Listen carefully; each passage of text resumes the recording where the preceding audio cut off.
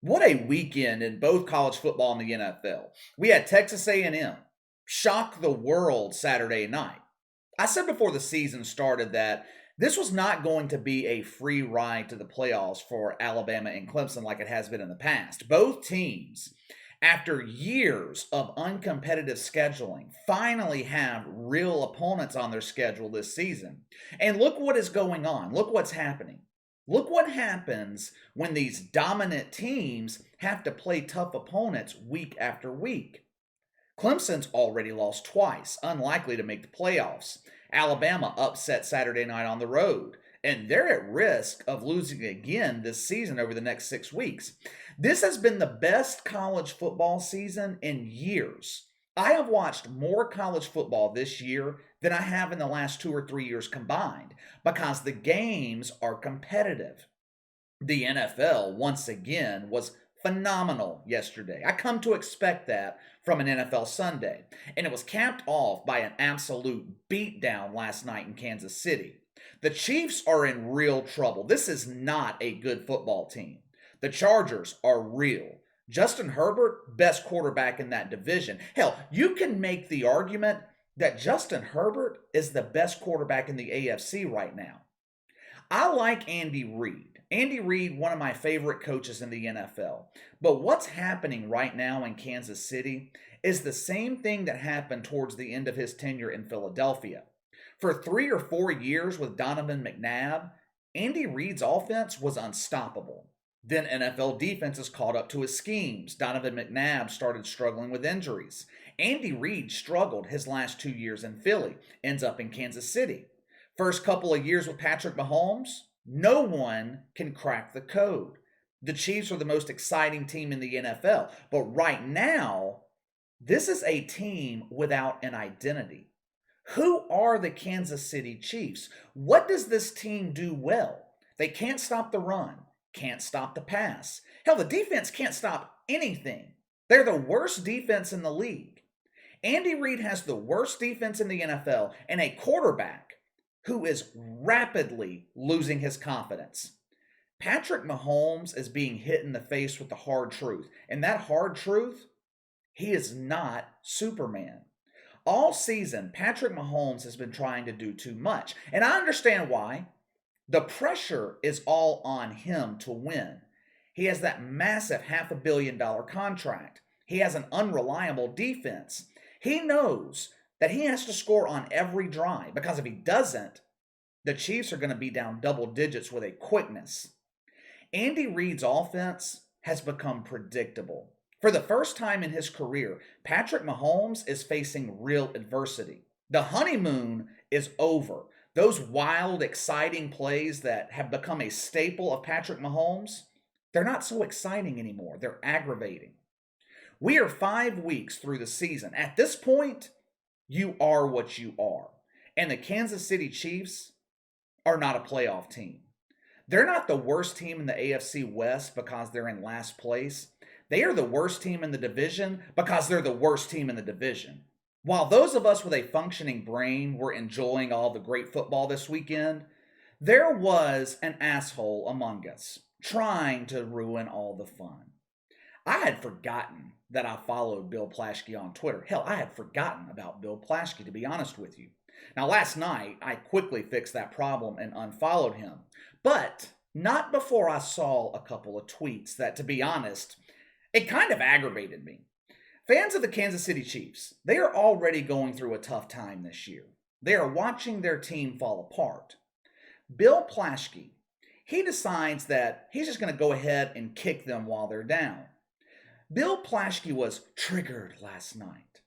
I always find it comical when an old white dude gets triggered by something. According to their own woke mentality, for 63 years, Bill Plaschke has lived a life full of white privilege. How can you be triggered if you live a life of white privilege? I don't get it. Anyway, you might be wondering what triggered Bill Plaschke last night. Perhaps his prescription to Viagra expired. His doctor is out for the next 2 weeks because he has the COVID, and now Bill Plaschke has no way to partially satisfy his wife. Maybe it was something Al Michaels or Chris Collinsworth said on the broadcast on NBC. Perhaps Bill Plaschke was triggered by the lightning delay last night. It doesn't rain very often in Los Angeles. Lightning is rare out there. Maybe Bill Plaschke was afraid of the lightning in Kansas City. While all three of those scenarios are entirely possible, it is not what had Bill Plaschke all emotional last night. He got in his feelings because the Chiefs were doing the tomahawk chop. In case you've forgotten, the tomahawk chop is racist. Yeah, racist. It's not racist according to Native Americans, though. I have never heard of one Native American having a problem with this. Hell, it has been happening in Kansas City, Tallahassee, Cleveland, Atlanta my entire life.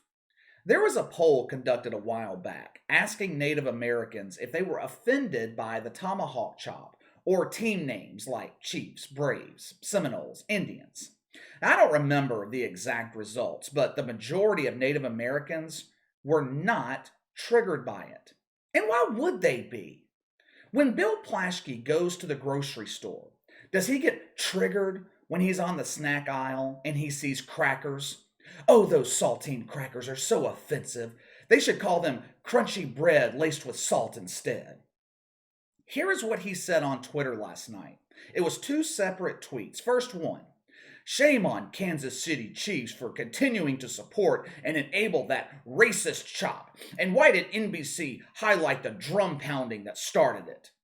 That damn drum. That drum is so racist.